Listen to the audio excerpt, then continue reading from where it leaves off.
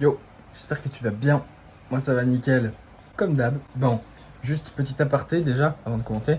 C'est mon meilleur ami des derniers jours, le ventilateur. Voilà.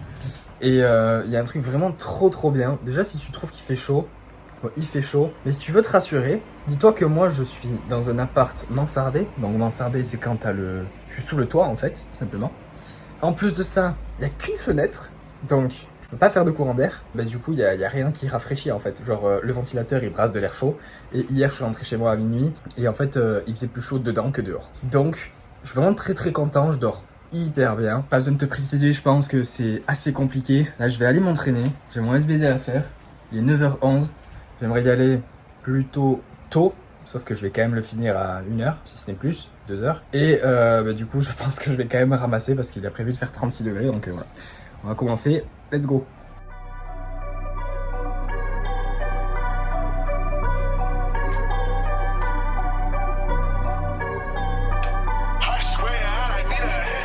I go over anything like ranch. Facts.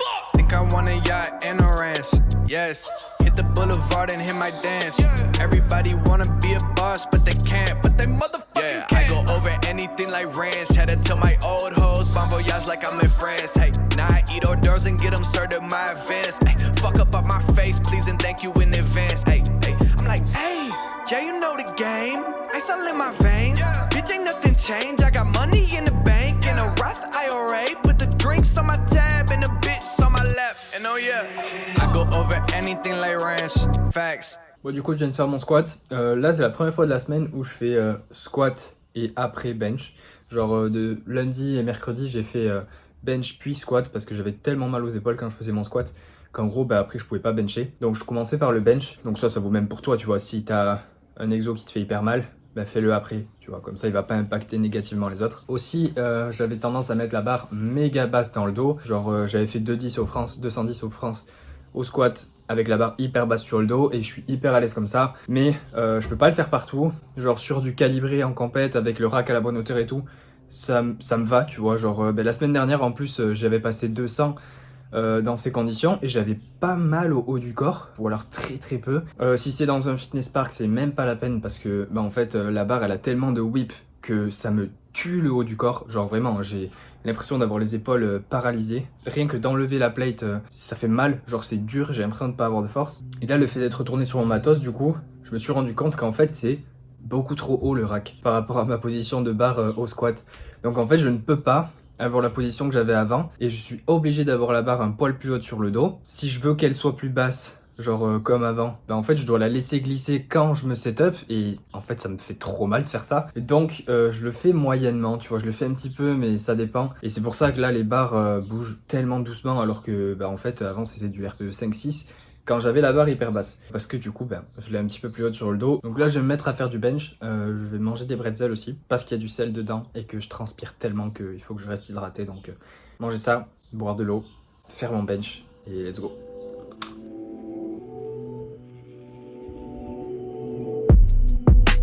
Call it what you want. My dog hit my line, I hit him back like what you on. I'm like, ooh. Hit the park at one. Took a right turn and now we back inside the gulch. I'm like, ooh.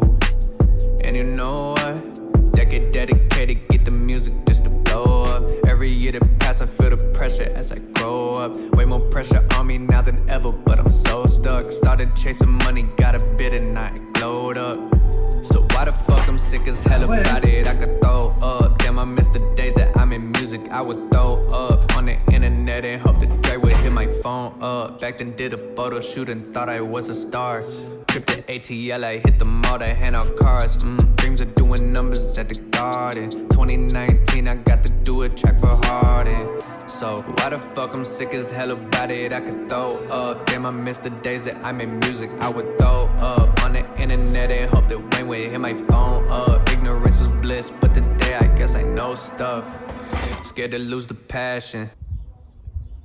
Il est tranquille. Bon, du coup, je viens de finir mon bench. Là, je suis déjà en train de m'échauffer pour le terre. Et tu vois, j'ai fait 140 en single qui est passé à 6,5, 7 on va dire. Et après, j'ai mis 145 parce que bah, c'est un peu la suite logique, tu vois, vu que j'avais un RPE 8 et un RPE 9. J'ai complètement overshoot ma 145 et c'était genre RPE 10, facile. C'est pas grave d'overshoot. quand c'est un overshoot comme ça. Genre, si c'est un overshoot en mode je pense que je vais l'avoir au RPE, mais en fait il s'avère que pas du tout, c'est pas grave, tu vois. Parce que j'ai refait 145, c'était une erreur technique et elle est passée. Elle est passée même plutôt bien, beaucoup mieux que la première 145. Et du coup, en fait, il faut pas avoir peur d'overshoot parce que sinon tu vas jamais mettre certaines charges que tu appréhendes potentiellement. Tu vas jamais t'y confronter et le jour où tu vas t'y confronter, tu vas pas savoir exécuter la technique correctement, tu vois. Surtout au bench, c'est très très technique.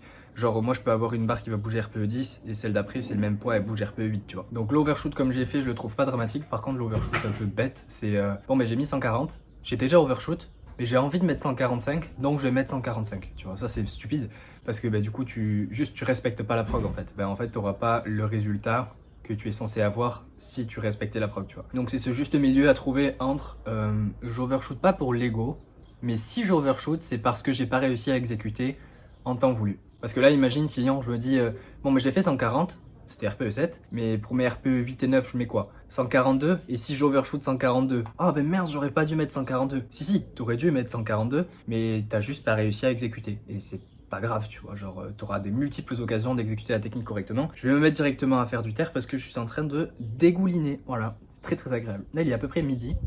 Il fait 30 degrés. Et je vais me dépêcher de finir parce que plus la journée va avancer, plus il va faire chaud.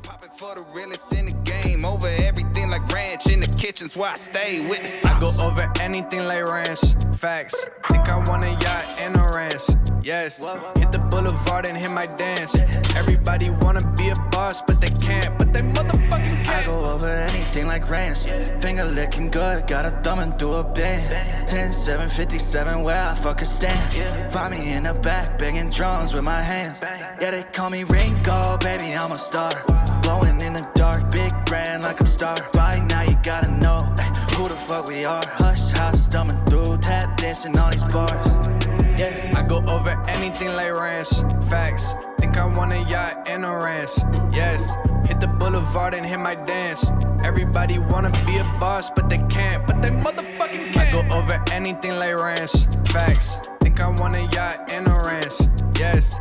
Hit the boulevard and hit my dance. Everybody wanna be a boss, but they can't. But they motherfucking can't.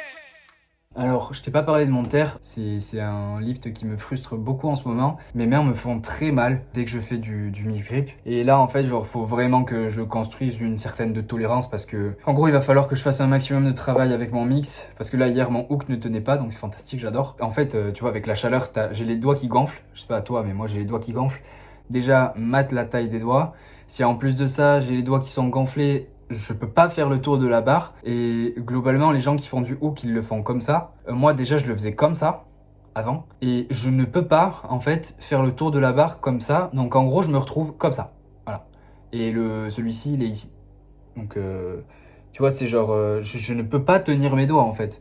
Et si j'essaie de la mettre trop profondément dans ma main et du coup de faire ça, en fait, je l'ai tellement profondément dans ma main que dès qu'elle commence à glisser, elle prend de l'élan et du coup, elle me sort des doigts. Donc, ça me saoule. Je pense que 240 ce serait mon max en mix parce que je pense pas avoir la force de tenir plus, donc il faut vraiment que je remédie à ça. Là c'était le dernier SVD du bloc, SVD vraiment pas ouf, donc beaucoup de fatigue accumulée dans le squat. Le bench, gros changement de setup à chaque fois qui me casse la gueule. Aussi douleur, c'est douleur au niveau des épaules à cause du low bar squat. Le SVD de la semaine dernière, j'ai même pas pu faire mes singles parce que j'avais trop mal en fait. C'était pas le meilleur bloc de ma life, même s'il avait très très bien commencé. Donc là je vais passer un bon moment chez moi et du coup normalement je vais pouvoir reconstruire une certaine dynamique, j'espère, parce que là mon terre ça fait longtemps que c'est la misère et je compte progresser en fait, donc voilà, il serait temps de faire quelque chose de positif. Bon, je bois du jus d'orange là, ça n'a rien à voir avec le terre ou quoi, mais en été on a plus soif que faim et là les derniers jours, genre cette semaine c'était n'importe quoi. Aujourd'hui là il faisait 40 degrés chez moi, genre 43, du coup on a plus faim que soif. Faux, on a plus soif que faim. Donc en gros c'est compliqué de manger suffisamment de calories l'été. Et ça s'adresse pas aux personnes qui mangent selon leur envie ou leur appétit, tu vois. Là, ça s'adresse aux gens qui veulent taper un total calorique, qui ont des objectifs de je veux performer. Et du coup, si tu veux performer, ton poids du corps, il impacte beaucoup tes performances. Et ton apport calorique, du coup, impacte beaucoup tes perfs. Donc, en gros, pour quelqu'un comme moi, par exemple, qui veut conserver son poids de corps à un certain niveau, il me faut suffisamment de calories, en fait. Parce que si je m'écoute juste, je vais pas manger suffisamment de calories là, ces derniers jours, parce que je serais en mode non, j'ai pas faim, tu vois, j'ai juste envie de boire là, je genre déshydraté, je transpire, etc. Donc, bois tes calories, vraiment. Donc là, c'est du jus d'orange, c'est pas le truc le plus calorique du monde, mais c'est déjà ça. Tu peux boire du lait, tu peux boire du lait entier. Donc si t'es intolérant au lactose, c'est compliqué, mais tu peux boire du lait entier si t'es pas intolérant, tu vois, parce que c'est beaucoup plus calorique que du lait écrémé ou demi-écrémé. Donc l'idée, c'est pas non plus de bouffer que du sucre et d'être en mauvaise santé, tu vois. Je vais pas te dire, vas-y, bois des litres de coca, mais peut potentiellement te faire des glaces genre avec des fruits, des légumes, etc. Pas des légumes, mais des fruits. Genre, tu vois, myrtille, banane, tu mets du peanut butter dedans directement, ça monte vite, et tu remets du lait entier s'il faut, pareil. Enfin, en gros, si t'as pour objectif d'avoir un certain total calorique et que t'as pas nécessairement faim, bois tes calories, mais au bout d'un moment, il va falloir se forcer, tu vois. Là, on n'est pas dans le côté juste manger à sa faim ou quoi, c'est vraiment genre manger pour de la perf, tu vois. Si t'as fait un déficit calorique ou quoi, je pense que tu t'es vite rendu compte que en fait quand tu perds du poids, tes perfs elles baissent. Genre si tu perds du poids rapidement, tes perfs elles vont baisser. Donc là, si en une semaine t'as vraiment pas faim et que t'es habitué à manger plus de 3000 cales et que t'en manges 1700 parce que t'as pas faim du tout, je t'assure que tu vas pas pouvoir avoir les mêmes perfs, tu vois. C'est tout pour la vidéo. Pas grand chose d'autre à dire. Je suis luisant parce qu'il fait encore 35 degrés dans mon appartement. J'espère que t'auras aimé la vidéo. Si t'as aimé, mets un j'aime, commente pour me dire ce que t'en as pensé. Je te dis à la prochaine. Reste positif. Peace.